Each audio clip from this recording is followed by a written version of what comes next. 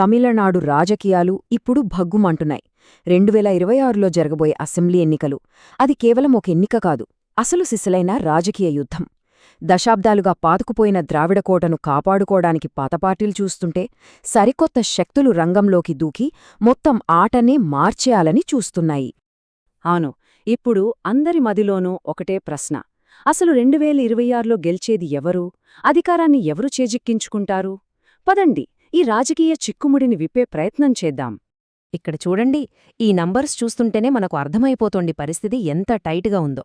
ఒక సర్వే ఏమో అధికార కూటమికి ఏకంగా 11% లీడంటోంది. ఇంకో సర్వే చూస్తే లేదు ప్రతిపక్షానికే 2% ఎడ్జుంది అంటోంది. చూశారా, ఈ వైరుధ్యమే ఈ ఎన్నికల మీద అంచనాల్ని తలకిందులు చేసేస్తోంది. సరే, ఈ మొత్తం పొలిటికల్ పజిల్ని అర్థం చేసుకోడానికి మనం ఈ విషయాలన్నింటినీ ఒక్కొక్కటిగా చూద్దాం. ఈ పోరు నిజంగా హోరాహోరీగా ఉందా? సినిమా తారల ప్రభావమేంటి? ద్రావిడ పార్టీల చరిత్ర, ప్రస్తుత కూటముల బలాబలాలు, ఇక కొత్తగా వచ్చిన తలపతి విజయ్ పార్టీ ఎఫెక్ట్ అన్నీ చర్చిద్దాం. తమిళనాడు పాలిటిక్స్ గురించి మాట్లాడాలంటే ముందుగా మనం సినిమా థియేటర్లోకి వెళ్ళాలి. ఎందుకంటే అక్కడ సినిమా కేవలం ఎంటర్టైన్మెంట్ కాదు, అంతకు మించిన ఒక పవర్ఫుల్ పొలిటికల్ వెపన్. ఈ సినిమా పాలిటిక్స్ బంధం ఏదో నిన్న మొన్న మొదలైంది కాదు. ద్రావిడ ఉద్యమం పురుడు పోసుకుంటున్న రోజులుంచే వాళ్ల సిద్ధాంతాల్ని సామాన్యుడి దగ్గరికి తీసుకెళ్లడానికి సినిమానే ఒక వాహనంగా మారింది. అది వాళ్ల రాజకీయ ఐడెంటిటీలోనే భాగం అయిపోయింది. ఈ టైంలైన్ చూడండి, కథ ఎలా నడిచిందో మీకే తెలుస్తుంది. 50లలో అన్నాదురై, కరుణానిధి లాంటి వాళ్లు తమ కలలతో మొదలుపెడితే 70లలోకి వచ్చేసరికి సీన్ మారింది. ఎంజీఆర్ ఏకంగా సీఎం కుర్చీలోనే కూర్చున్నారు. ఆ తర్వాత జయలలిత. ఇక ఇప్పుడు అదే దారిలో తలపతి విజయ్ తన పొలిటికల్ జర్నీ స్టార్ట్ చేశారు. ఇప్పుడిక్కడొక ఇంట్రెస్టింగ్ విషయం ఉంది. ఆ రోజుల్లో కామరాజ్ లాంటి పెద్ద పెద్ద కాంగ్రెస్ నేతలు సినిమా వాళ్ల ప్రభుత్వాన్ని నడుపుతారా అని లైట్ తీసుకున్నారు, ఎగతాళి కూడా చేశారు. కాని హిస్టరీ ఏం చెప్పింది? వాళ్లు రావడమే కాదు, తమిళనాడుని దశాబ్దాల పాటు ఏలారు. దీన్నే కదా పొలిటికల్ ఐరనీ అనేది. సరే, ఈ సినిమా తారల గురించి పక్కన పెడితే అసలు తమిళనాడు రాజకీయాల్ని గడిచిన 50 ఏళ్లుగా శాసిస్తున్న ఆ 2 శక్తులేంటి? అదే ఆ ద్రావిడ కోట. ఈ డిఎంకే, ఏఐఏడిఎంకే, ఈ పార్టీలన్నిటికీ మూలం ద్రావిడ ఉద్యమం. అంటే సామాజిక సమానత్వం కోసం, తమిళ అస్తిత్వం కోసం పోరాడిన ఒక బలమైన ఉద్యమం అన్నమాట. ఈ ఉద్యమం నుంచి ఈ 2 పార్టీలు పుట్టుకొచ్చాయి. కథ చాలా సింపుల్, అయినా చాలా కాంప్లికేటెడ్. చూడండి, మొదట ద్రావిడర్ కజగం, దాన్నుంచి అన్నాదురై విడిపోయి డిఎంకే పెట్టారు, ఫస్ట్ స్ప్లిట్. ఆ తర్వాత అదే డిఎంకే నుంచి ఎంజీఆర్ బయటికొచ్చి ఏఐఏడిఎంకే పెట్టారు, సెకండ్ స్ప్లిట్. అంతే, అప్పటినుంచి తమిళనాడు పాలిటిక్స్ అంటే ఈ 2 పార్టీల మధ్య యుద్ధమే. సరే, ఆ చరిత్ర అంతా ఓకే. మరిప్పుడు 2026 యుద్ధభూమిలో ఉన్న కూటములు ఏంటి? వాటి బలాబలాలేంటి చూద్దాం. ముందుగా అధికారంలో ఉన్న డిఎంకే కూటమి. ఇక్కడ పెద్దన్న పాత్ర డిఎంకేదే. ఏకంగా 164 సీట్లలో పోటీ చేస్తున్నారు. వీళ్లతో పాటు కాంగ్రెస్, డిఎండికే, వీసీకే లాంటి చాలా పార్టీలు ఉన్నాయి. చూడ్డానికి ఇదొక బలమైన పెద్ద సోషల్ అలయన్స్లా కనిపిస్తోంది. ఇక అటువైపు చూస్తే మెయిన్ ఆపోజిషన్ ఏఐఏడిఎంకే కూటమి. వీళ్ళు 167 సీట్లలో పోటీ చేస్తున్నారు. ఇక్కడ ఒక ఇంట్రెస్టింగ్ పాయింట్ ఏంటంటే, మొన్నటిదాకా దూరంగా ఉన్న బీజేపీ ఇప్పుడు మళ్లీ వీళ్లతో చేతులు కలిపింది. పీఎంకే, ఏఎంఎంకే కూడా ఈ కూటమిలోనే ఉన్నాయి. మరి డిఎంకే కూటమి బలాలేంటి, బలహీనతలేంటి?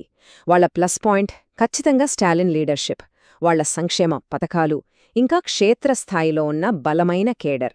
మరి మైనస్? 5 ఏళ్ల అధికారంలో ఉన్నారు కాబట్టి యాంటీ ఇన్కంబెన్సీ ఖచ్చితంగా ఉంటుంది.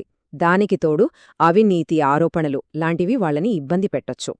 ఇక ఏఐఏడిఎంకే విషయానికొస్తే వాళ్లకున్న అతి పెద్ద అవకాశం ఏంటంటే, ఈ ప్రభుత్వ వ్యతిరేక ఓట్లన్నీ తమవైపు తిప్పుకోవడం. కానీ వాళ్లకున్న పెద్ద సమస్య జయలలిత లాంటి ఒక మాస్ లీడర్ లేకపోవడం, పార్టీలో ఉన్న గ్రూపులు. వీటన్నింటికంటే ముఖ్యంగా విజయ్ పార్టీ రాకతో డిఎంకే వ్యతిరేక ఓటు 2గా చీలిపోతోంది. ఇదే వాళ్లకు అతి పెద్ద తలనొప్పి. అవును, ఇక్కడే మొత్తం కథ మారిపోతోంది. ఈ ఎన్నికల స్క్రిప్ట్ని రీరైట్ చేయడానికి ఒక కొత్త హీరో ఎంట్రీ ఇచ్చాడు. ఆయనే తలపతి విజయ్. అవునండి, సూపర్ స్టార్ విజయ్ తమిళగ వెట్రి కజగం అని పార్టీ పెట్టడమే కాదు, మొత్తం 234 స్థానాల్లో సింగిల్గా పోటీ చేస్తామని ప్రకటించి తమిళనాడు రాజకీయాల్లో ఒక భూకంపమే సృష్టించారు. ఆయన ప్రభావాన్ని అస్సలు తక్కువ అంచనా వెయ్యడానికి లేదు. ఒక సర్వే ప్రకారం విజయ్ పార్టీకి దాదాపు 24% ఓట్లొస్తాయట. ఆలోచించండి, పాలిటిక్స్లోకి కొత్తగా వచ్చిన ఒక పార్టీకి ఇది మామూలు విషయం కాదు. కాని ఇక్కడే అసలు విషయముంది. 24% ఓట్లు వస్తాయని అంచనా ఉన్నా గెలిచే సీట్లు మాత్రం 10లోపే.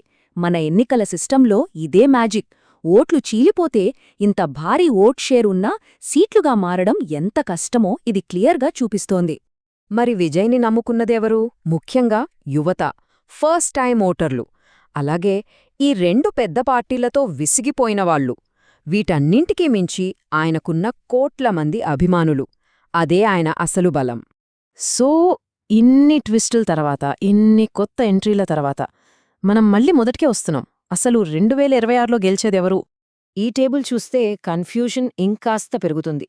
కొన్ని సర్వేలు డీఎంకేకి ఎడ్జ్ అంటున్నాయి, కొన్ని ఏఐఏఐడిఎంకేకి. కాని అన్నింటిలోనూ కామన్గా ఉన్న పాయింట్ ఒకటే: విజయ్ పార్టీకి 12 నుంచి 24% వరకు ఓట్లు రావడం. అంటే ఫైనల్ రిజల్ట్ని డిసైడ్ చేసేది విజయ్ ఎవరి ఓట్లను ఎక్కువగా చీలుస్తారనేదే. పొలిటికల్ భాషలో దీన్నే ఓటు కట్టర్ ఎఫెక్ట్ అంటారు.